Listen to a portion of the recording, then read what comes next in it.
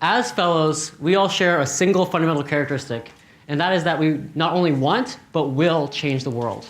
I have full confidence that when you guys all go back to your universities, you're going to start working to craft that vision of the change you want to see.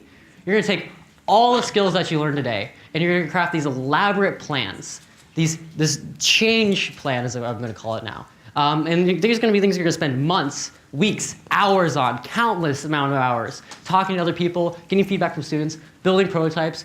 But I'm here to tell you that if you want real long-lasting change, this alone won't work. So if you want to have long-lasting change, you need to work with other people, not just other fellows, but other groups and leaders in your community that you're trying to impact. And when you present your plan to these other groups, people are going to look at it in different ways. They're going to have different perspectives of how they see the problem and how they see the solutions. And they're going to criticize it, right? They're going to say, I don't like that part. That part's never going to work. You should change this. And that's going to feel kind of crappy, right?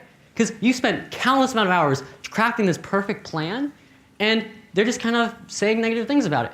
Now, you can choose to take this in a very negative way, to take it as a kind of defeat your plan, or you can turn it another way. You can realize that these people are not your adversaries, but people who care enough about your problem and your plan to say something and speak up. These are the change makers that you need to activate as a fellow. If you want to be a true change maker, these are the people who you need to work with. You need to bring them to the table, talk to them, listen to them, hear their ideas. Now, this is something we're often blind to see, right? Because we're stuck in the emotion of our idea and what we want that change to look like. So you need to realize that if you want that change to happen, you need to work with these people. I'm going to keep saying this. Bring them to the table, however many times it takes. And when you roll with how your solution is changing, when you're working with that, it's going to feel uncomfortable. You're going to struggle to stand up because it's going to be changing rapidly and in ways that you didn't think about and you didn't predict. But the reason you need to do this is that this change fundamentally does not belong to you. It belongs to the people you're trying to impact. It belongs to the community that you're working with. And once you realize this is the key to becoming a true change maker.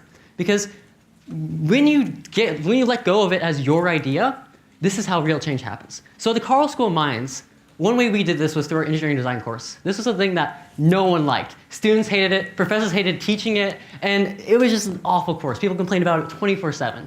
And what we did as fellows were like, we need to change that. So instead of saying, we're going to incorporate design thinking, we're going to incorporate all these innovative Silicon Valley ideas, we brought our ideas to the table, but we also brought everyone else who had complaints about it. We said, okay, you're a student, you didn't like this, you're a professor, you didn't like this, let's listen to what you want to say. And they criticized our ideas. But by doing that, we made design courses much better. And this took many meetings, countless hours of talking to people, working with people, and trying to make this happen.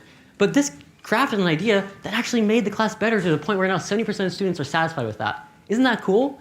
And not only did this create this awesome project, we also created a community of people who knew what we were trying to do and what we were trying to accomplish. And these people took our change to places we never could have touched. For example, now for freshman seminar, our freshmen cannot go a week of school without hearing the word design thinking. Isn't that amazing? Like, come on, like that's something change that you want to do. We would never be able to do that without this community. So when you roll with these new ideas, when you start getting your footing, you're going to see change perforate far beyond your reach. And the thing is that when you build a bridge of change by yourself, that won't last. But when you build a bridge of change with your allies, with your adversaries, with the people around you, these are bridges that last beyond your years as a student, beyond your years as a change maker. And these are the ones that create real change. So I ask you, how might we listen in order to make everyone an ally?